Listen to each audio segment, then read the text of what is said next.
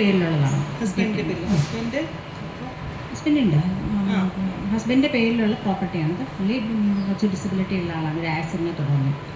അപ്പോൾ അതാണ് ഞാൻ വന്നത്. അപ്പം അദ്ദേഹത്തിൻ്റെ പേരിലുള്ള പ്രോപ്പർട്ടിയാണ് ഇതെല്ലാം. അപ്പം അതിനിപ്പോൾ നമുക്ക് ഇതിൽ എഴുതി വെച്ചിട്ടുണ്ടല്ലോ 1/3 ഷെയറേ കൊടുക്കേണ്ട ആവശ്യമുള്ളൂ. കൊടുക്കേണ്ട ആവശ്യമുള്ളൂ. നിങ്ങളിതിൽ എഴുതി വെച്ചതുകൊണ്ടാണ്. ഇപ്പം സപ്പോസ് എനിക്ക് 2 പ്രോപ്പർട്ടി ഉണ്ട്. ഞാൻ ആ ഒരു ഒറ്റ പ്രോപ്പർട്ടിയാണ് എൻ്റെ മോൻ്റെ പേർക്ക് എഴുതി വെക്കണേ. മറ്റത് ഞാൻ എൻ്റെ മറ്റേ മകൻ്റെ പേർക്കാണ് എഴുതി വെക്കുന്നത്. അത് എൻ്റെ തീരുമാനമാണ്. നമ്മൾ കൊണ്ടുപോയിട്ട് എല്ലാം ഡിസ്ക്ലോസ് ചെയ്ത് മുഴുവൻ എനിക്ക് അവിടെ അവന് കൊടുക്കാനുള്ളതാണെന്ന് പറയേണ്ട ആവശ്യമില്ല.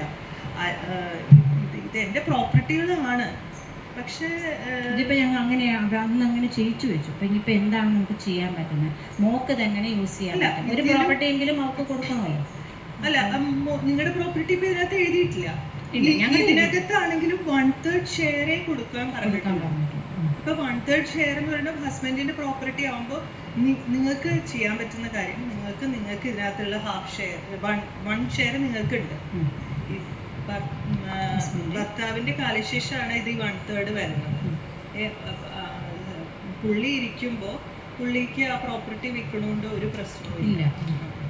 പിന്നെ അതിനകത്ത് ഈ 1/3 ഷെയർ നിങ്ങളുടെ ഷെയർ നിങ്ങൾക്ക് നാളെ തോന്നുകയാണ് എനിക്ക് ഇതിൻ്റെ 1/3 ഷെയർ എൻ്റെ മകൾക്ക് കൊടുക്കണം എന്നാണെങ്കിൽ ഇപ്പം പഴയ പോലെ തന്നെ ബില്ല് എഴുതി വയ്ക്കാം. എന്നിട്ട് ഇതിൻ്റെ ഒപ്പിടേണ്ട ആള് നമുക്ക് ഇതിനകത്ത് ഒരു പ്രോപ്പർട്ടി അവൾക്കായിട്ട് കൊടുക്കണം എന്നാണ്. 3 ആഴ്ചയിൽ ഒരു പ്രോപ്പർട്ടി അവൾക്കായിട്ട്